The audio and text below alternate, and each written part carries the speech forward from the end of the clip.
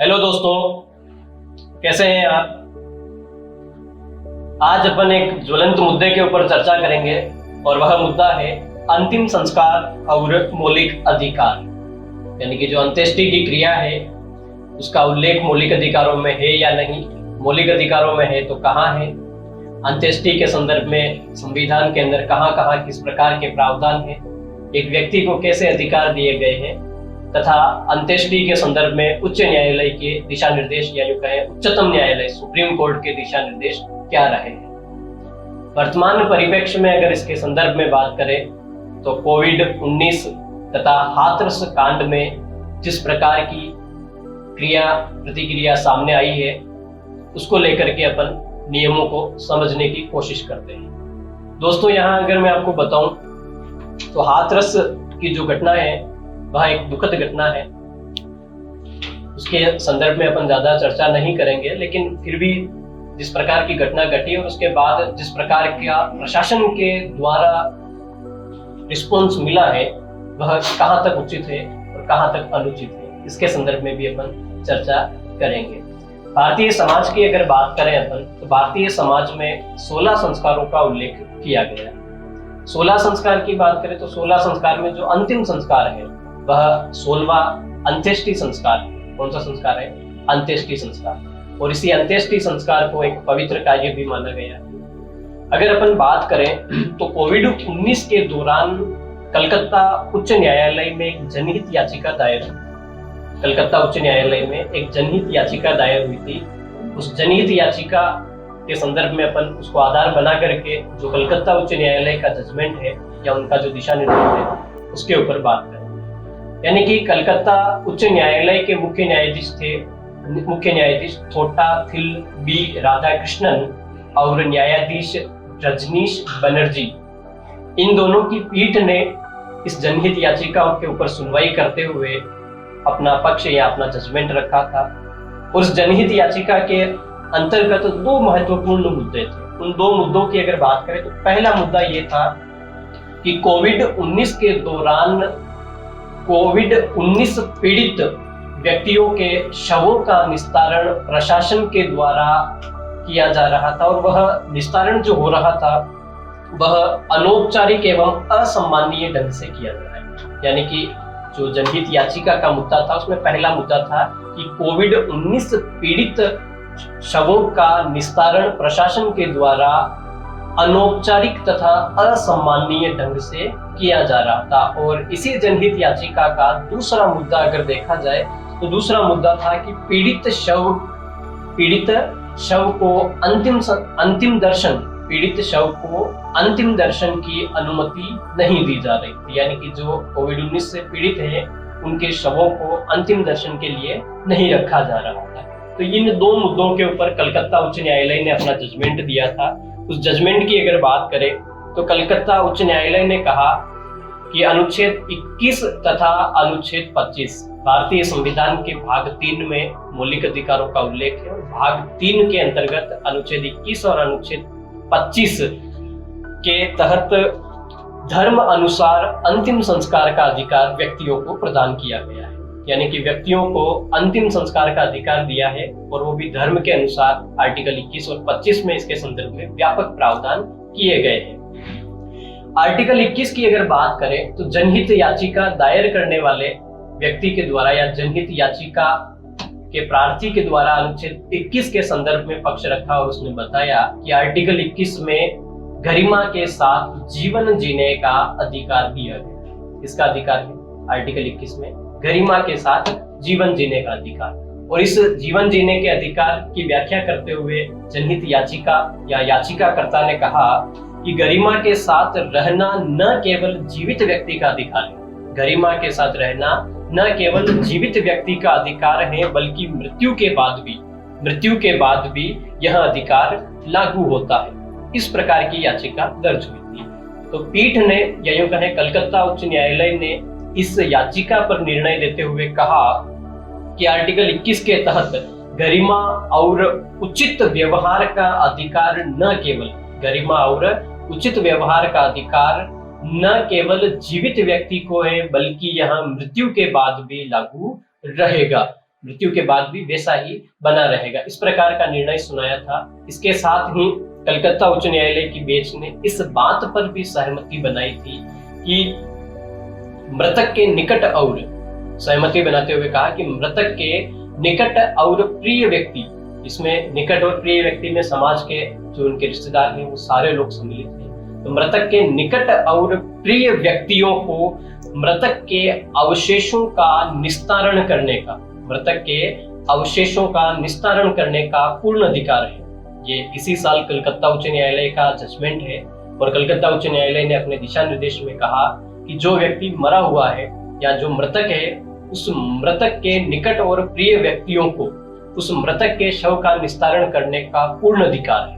Clear हो गई बात? तो ये पूर्ण अधिकार बताया है कलकत्ता उच्च न्यायालय ने कि उसके निकट या प्रिय जो व्यक्ति है उस शव का निस्तारण कर सकते हैं, तथा शव का निस्तारण करने से पहले उन्हें अपनी परंपरा, विरासत और संस्कृति के अनुसार दिवंगत या उस पुण्य आत्मा को, दिवंगत आत्मा को अंतिम सम्मान और श्रद्धांजलि देने का भी पूर्ण अधिकार है।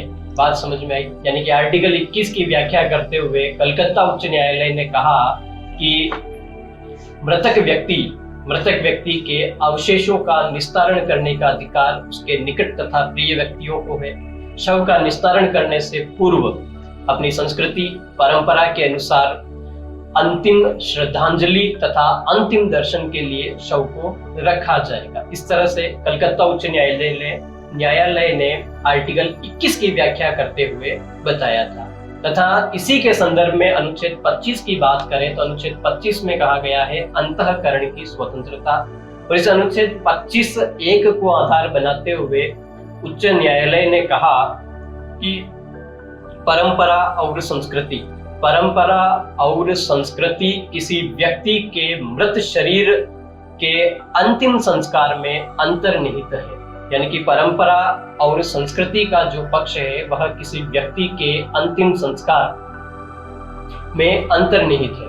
यानी कि आर्टिकल 25 कहता है कि आप किसी भी धर्म को अपना सकते हो और उस धर्म के अनुसार आप कार्य कर सकते हो। यानी कि धर्म के अनुसार कार्य करने की स्वतंत्रता प्रदान की गई है। तो उसी को आधार बनाते हुए कलकत्ता उच्च न्यायालय ने कहा कि जो व्यक्तियों की जो परंपरा और संस्कृति है वह परंपरा और संस्कृति अंतिम संस्कार के अंतर्गत अंतर्निहित मानी गई है।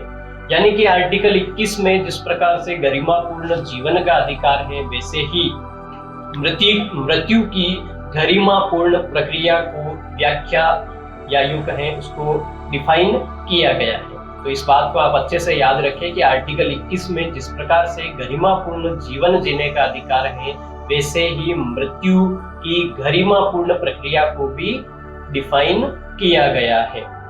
यह था कलकत्ता उच्च न्यायालय का जजमेंट।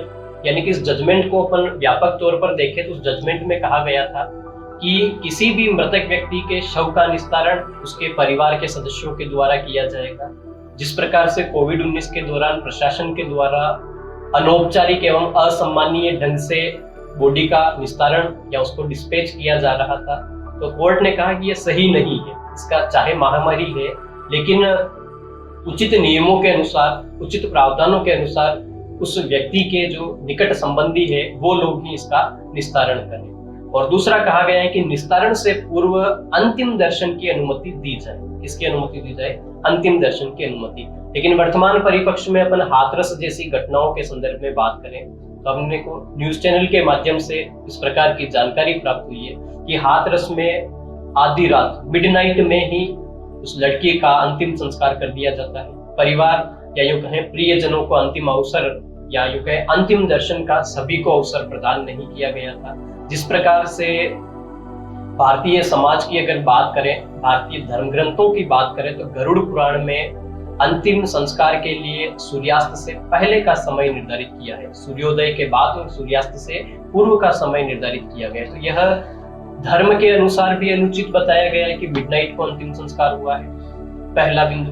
दूसरा, जिस प्रकार से कलकत्ता उच्च न्यायालय ने कहा कि अंतिम दर्शन की अनुमति दी जाए, लेकिन प्रशासन ने वहां अंतिम दर्शन की अनुमति नहीं दी गई थी। फिर अगर देखा जाए तो जिस प्रकार से धर्मानुसार कार्य होना चाहिए, या फिर यूं कहें कि जिस प्रकार की प्रक्रिया का पालन करना चाहिए, उन सारी प्रक्रियाओं का पालन नहीं हुआ है। नेक्स्ट अगर बात करें तो आर्टिकल 25 में कहा गया है कि परंपरा और संस्कृति अंतिम संस्कार के अंतर्निहित है। तो वहां जो परंपराएं हैं उनका क्रियान्वयन नहीं हुआ है, हाथरस जैसी घटना होगी। इसके बाद अगर अपन बात करें, ये तो कलकत्ता उच्च न्यायालय का फैसला था। इससे पहले भी अगर देखें तो उच्चतम न्यायालय के भी इसके संदर्भ में कई सारे फैसले आए हुए हैं। उसमें महत्वपूर्ण फैसले की बात करें तो एक बात है राम शरणवाद 1989।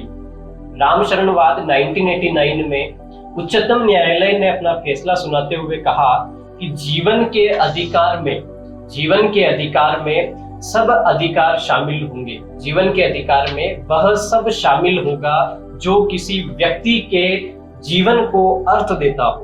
यानी कि राम शरणवाद में उच्चतम न्यायालय ने जजमेंट देते हुए कहा कि जीवन के अधिकार में वह सब शामिल होगा जो किसी व्यक्ति के जीवन को अर्थ देता है, अर्थात उसकी परंपरा, उसकी संस्कृति, उसकी विरासत और विरासत का संरक्षण।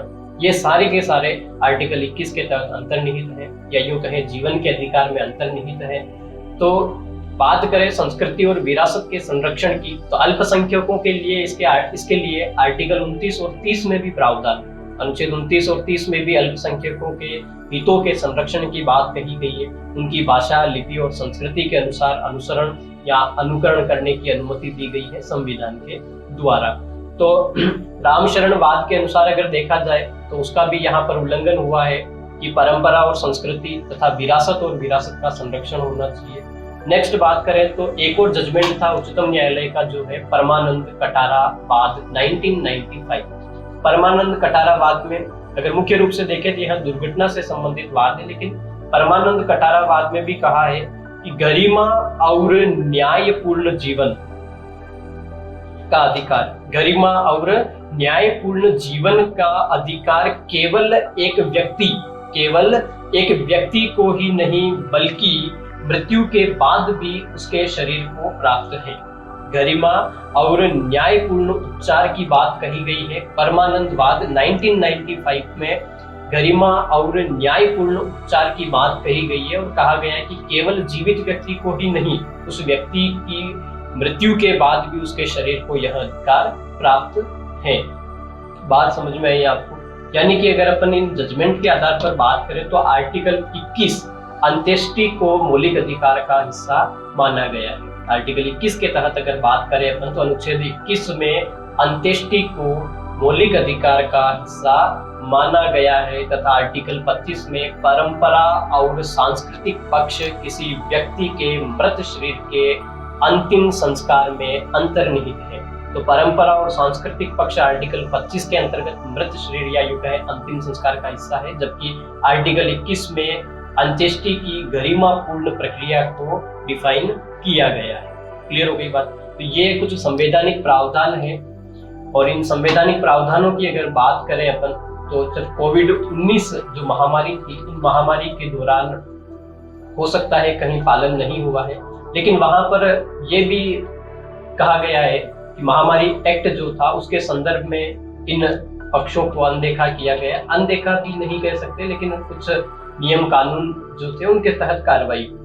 इसके बाद अगर अपन बात करें तो इन कानूनों या वर्तमान घटनाओं के संदर्भ में भीमराव अंबेडकर साहब की एक पंक्ति याद आती है, संविधान चाहे कितना ही अच्छा क्यों ना हो, अगर उसको अमल में लाने वाले लोग खराब हैं तो संविधान अच्छा सिद्ध नहीं हो सकता है।